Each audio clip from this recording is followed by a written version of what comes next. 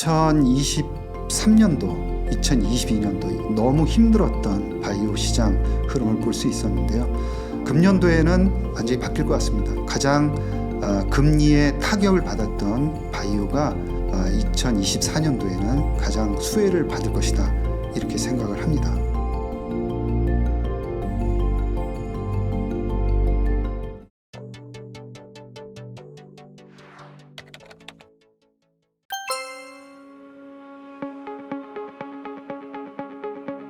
이 키트루다가 좋다는 거는 정말 업계에서는 다 알고 있는 거죠. 암종을 17개 암종, 그 다음에 적응증을 38개 적응증을 확보를 했습니다. 이만한 약이 없고, 지금 블록버스터 중에 이제 가장 이제 매출 많이 올리는 메가 블록버스터로 자리를 잡았습니다. 작년부터 최고의 약으로 등극을 했고요. 향후에도 성장 속도는 계속 유지될 것이다 라고 보고 있는 이유 중에 하나는 이 키트루다를 병용으로 해서 많은 병용 임상들이 진행이 되고 있습니다. 기존의 키트루다의 치료 효과가 나타나는 그런 환자들은 20-30%로 그렇게 많지는 않습니다.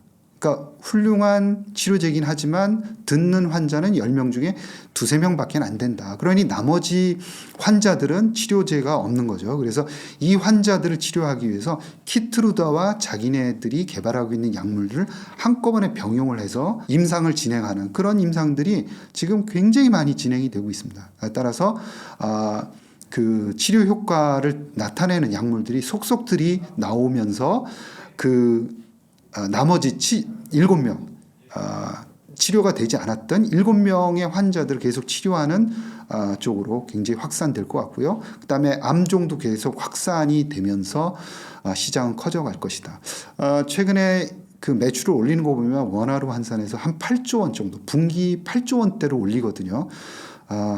거의 2028년도에는 연간으로 해서 40조 원이 넘어가는 그런 대규모의 매출을 올리는 그런 치료제로 성장해 나갈 것이다, 이렇게 볼 수 있고요. 최근에 이슈가 되고 있는 것은 특허 만료가 2028년도에 있습니다. 그런데 최근에 피하 주사용으로 명확하게 이제 지금 시장에 발표는 되지 않았지만 알테오젠과 같이 임상을 진행을 하고 있고,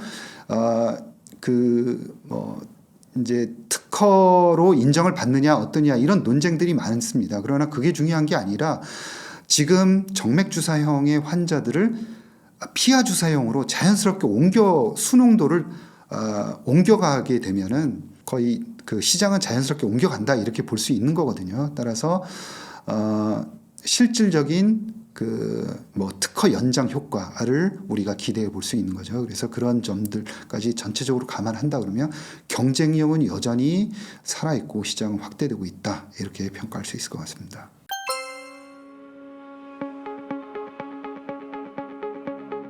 그러면 우선 정의를 내려야 됩니다. 빅파마가 될 기업이다. 그러면은 빅파마는 원화로 해서 300조 원이 넘어갑니다. 그러니까 빅파마 10 기준으로 한다면 평균 300조 원 이상 되는 회사들입니다. 그런데 우리나라 기업들은 어떻습니까? 아직 10조 원이 채 안 되는 업체들이 경쟁하고 있습니다. 그러니까 10조 원 안 되는 회사들이 이제 300조 원 이상 되는 회사로 성장할 것이냐, 이렇게 이제 예측하는 것은 대단히 그 중간이 너무 많이 비기 때문에 예측하기 힘든 거죠. 대신 빅바이오텍, 그러니까 향후 한 30조 원에서 50조 원대로 성장할 가능성이 있는 회사들은 어느 회사일까라고 질문을 바꿔보는 게 오히려 더 좋을 것 같습니다. 저는 그런 회사들로 SK바이오팜이라든가 또 레고캠바이오, 한미약품, 이런 회사들이 될 가능성이 있다라고 보는 거죠. 아직 그 빅파마들이 1년에 투자하는 그 연구개발 비용은 1년에 한 13조 원에서 14조 원 정도 됩니다. 한 개 회사가 투자하는 비용이, 연구개발 비용이 13조 원에서 14조 원입니다. 우리나라 업체들, 아까 말씀드린 그 SK바이오팜이라든가 한미약품 같은 경우에는 한 1,000억 원에서 1,500원 그 사이를 매년 투자를 하고 있는 거죠. 이게 이 회사들의 체력입니다. 더 하고 싶지만 그렇게 할 수는 없는 거죠. 레고캠 바이오 같은 경우에는 아직까지 300억 원대의 그 매출을 내고 있는 회사죠. 그리고 적자를 기록하고 있습니다. 근데 매년 500억에서 한 600억 정도의 연구개발 비용을 투자를 하고 있습니다. 이 회사들로서는 투자할 수 있는 최대의 투자 비용을 투자를 하고 있는 거죠. 그럼에도 불구하고 이 빅파마들과 격차는 굉장히 클 수밖에 없습니다. 뭐냐면 향후에 빅바이오텍으로 될 가능성이 있는 회사는 어떤 회사들이냐면 신약물질을 개발하는 회사면서 자기 체력 한도 내에서는 맥시멈으로 투자를 하고 있고 글로벌리 경쟁력이 있다라고 증명을 받은 회사들입니다. 그런 회사들 중에서 글로벌리 깜짝 놀랄 만한 그런 약물을 만들어 낸 회사들인 거죠. 그리고 그런 회사들이 신약을 한 2개 정도 가지면서 자연스럽게 회사가 돈을 법니다. 그렇게 되면 한 5천억에서 1조 원 정도 현금 인이 되는 거죠. 매년 캐시플로우가 생기고 그 자금을 마음 놓고 좋은 기술들에 투자를 합니다. 그 중에 2-3개가 걸려가면서 이게 회사의 규모가 커지고 한 시가총액 30조 원에서 한 50조 원으로 회사가 커져가는 거죠. 이런 회사들은 약을 한 4-5개 가지고 있으면서 파이프라인을 한 30개에서 40개 정도 가진 회사가 됩니다. 이런 회사들은 좀처럼 쓰러뜨릴 수가 없는 거죠. 그래서 우리 회사들이 목표로 하는 것은 바로 그런 겁니다. 그런 회사가 되기 위해서는 어차피 굉장히 힘든 과정을 거쳐야 되는 거고 1조 원 이상의 그런 블록버스터를 무조건 만들어야 됩니다. 그러기 위해서는 약물이 아직까지는 그 임상 단계가 임상 2상이든 임상 3상 단계든 경쟁 상대 회사 대비해서는 늦는 거는 좋지만 약물의 그런 그 효과라든가 부작용이 굉장히 뛰어나야 됩니다. 그래서 약물로 나왔을 때 그 시장을 지배할 수 있는 그런 약물인가를 평가하게 되는 거죠. 그래서 그런 회사들을 어떤 회사들로 볼 수 있느냐 하는 겁니다. 그래서 지금 기본적인 체력들, 그 다음에 신약을 개발할 의지가 굉장히 강한 회사들, 그리고 자기 체력 내에서는 충분히 100% 투자를 하고 있는, 신약에 투자하고 있는 그런 회사들의 집중적인 관심을 보여야 된다, 이렇게 보고 있습니다.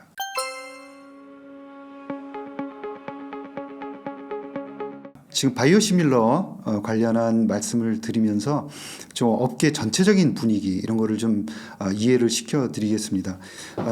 한마디로 결론적으로 말씀을 드리면은 시장은 굉장히 확장이 되고 있는데 경쟁은 굉장히 심하다라는 거예요. 경쟁이 심화되는 것도 한 2가지 정도로 나눠서 이제 말씀을 드리고자 합니다. 이게 골다공증 치료제라는 게 최근에 시장이 굉장히 빠르게 성장하고 있는 겁니다. 이 골다공증이라는 그런 질환 자체를 별로 그렇게 심각하게 보지 않다가 최근에 들어서면서 굉장히 심각하고 중요한 질환이다라고 인식을 하면서 이 시장이 커져나가고 있고요. 이 시장을 거의 장악을 하고 있는 게 프롤리아입니다.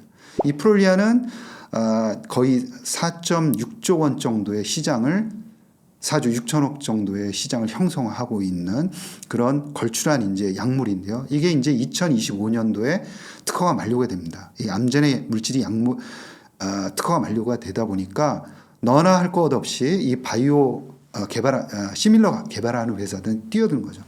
산도스라는 회사가 가장 먼저 개발을 완료를 했습니다.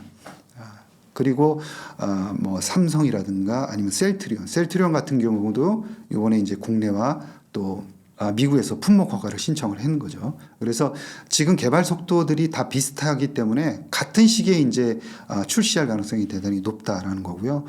출시하기 위해서는 딱 2가지 그 과정을 거쳐야 됩니다. 하나는 이게 약물 물질에 대한 특허가 만료되는 게 2025년도이기 때문에 그 후에 걸려 있는 다른 특허들이 있습니다. 그래서 이 암젠하고 특허에 관한 협상을 해야 됩니다. 그래서 우리가 이제 이 바이오시밀러를 개발해도 되겠느냐라는 협상을 해서 협상을 완료를 해야지만 시밀러를 출시를 할 수 있는 거죠. 그래서 이 과정을 거쳐야 되고 또 한 가지는 판매 전략입니다. 누가 어떤 방식으로 효율적으로 판매를 할 것이냐라는 이 판매 전략에 따라서 달라진다는 겁니다. 그리고 10개 회사가 달려들기 때문에 경쟁력을 갖기는 좀처럼 이제 점점 쉽지는 않는 시장으로 넘어간다. 대신 이 시장 자체는 굉장히 성장을 한다라는 그 말씀은 미리 드렸고요. 이 프롤리아라는 또 한 가지 약이 이 암젠에서 이 약을 대체하는 조금 더 좋은 약 이베니티라는 약을 만들었습니다. 이 골을 프롤리아는 골 흡수 억제제입니다. 그러니까 뼈라는 것은 한쪽에서는 골이 형성이 되고요, 한쪽에서는 골이 이제 제거가 됩니다. 그래서 한쪽에서는 줄어들고 한쪽에서는 늘어납니다. 그러면서 이제 유지가 되는 건데요. 이 골 흡수 억제라는 것은 골이 줄어드는 것을 억제를 하는 겁니다. 그러니까 줄어드는 걸 억제하다 보니까 골다공증이 어느 정도 해소가 되겠죠. 그런데 이베니티라는 것은 두 가지 작용입니다. 한쪽에 골 흡수 억제제를 하면서 한쪽에는 골 형성을 시켜줍니다. 두 가지 기전으로 되면서 효과가 훨씬 더 좋고, 골다공증 증상이 굉장히 악화되어 있는 환자들한테서는 이 프롤리아 대비해서 먼저 이베니티를 치료한 다음에 프롤리아를 하는 이 순차적인 치료를 하도록 하고 있습니다. 이게 기존의 표준 치료제에서 바뀌어가고 있는 거죠. 그래서 많은 부분 이베니티 프롤리아 쪽으로 표준 치료제에 치료하는 순서가 바뀌어가고 있다는 겁니다. 이건 무엇을 의미할까요? 많은 부분 이베니티로 이 프롤리아 시장이 옮겨가고 있다는 겁니다. 그래서 이것도 또 한 가지 악재인 거죠. 그래서 프롤리아 시장이 상대적으로 작아진다. 그래서 이 오리지널 이베니티, 오리지널 그 프롤리아라는 암젠의 그 전략, 이 특허 만료를 연장시키기 위한 이 전략이 진행이 되고 있다. 한편에선 착실하게 진행이 되고 있다라는 거죠. 그래서 최근에는 시장은 열리지만 아일리아 시장처럼 시장은 열리지만 기존에 있는 오리지널 회사들이 다양한 방법으로 이 특허를 연장하는 전략, 아니면은 새로운 약으로 다시 이전시키는, 그래서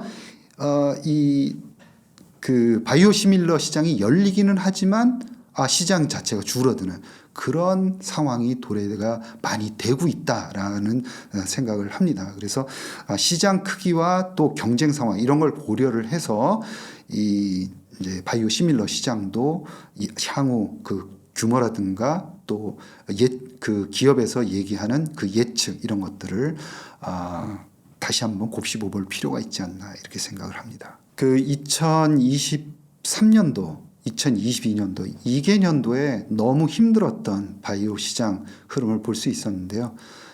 금년도에는 완전히 바뀔 것 같습니다. 가장 금리에 타격을 받았던 바이오가 2024년도에는 가장 수혜를 받을 것이다 이렇게 생각을 합니다. 그리고 금리의 방향성은 완전히 그 올해로 방향은 역전될 것이다 이렇게 생각을 하고 있고요. 많은 모달리티들, 그 다음에 빅파마들의 M&A도 활성화될 것이고, 그 다음에 시장을 이끌어갈 만한 그런 모달리티들도 많이 나오고 있습니다. 그러니까 ADC, 그 다음에 유전자 치료제, 세포 치료제, 그 다음에 또 방사성 의약품, 메신저 RNA 기반한 그런 치료용 암백신과 같은 이러한 여러 가지 모달리티들이 새롭게 나오면서 바이오 시장 커가고 있습니다. 그 다음에 서두에 말씀드린 대로 AI가 이 시장의 그 바이오 시장의 혁신을 조금 더 빠르게 만들고 있다라는 것도 여러분들께 소개를 해드렸습니다. 그래서 바이오 기업의 혁신은 지속되고 있었고, 금리가 빠르게 올라가면서 그 발목을 어느 정도 잡았지만 이제 뒷다리를 잡는 그 금리의 그 손길은 어느 정도 풀리면서 앞으로 장기적인 바이오의 성장 흐름을 여러분들이 볼 수가 있고요. 특히나 중요한 것은 글로벌 경쟁력이 있는 기업들에 집중을 하셔야 된다는 겁니다. 싼 기업들은, 글로벌 경쟁력이 없는 기업들은 계속해서 영원히 싼 기업으로 남을 가능성이 대단히 높다라는 점을 여러분들께 말씀드렸고요.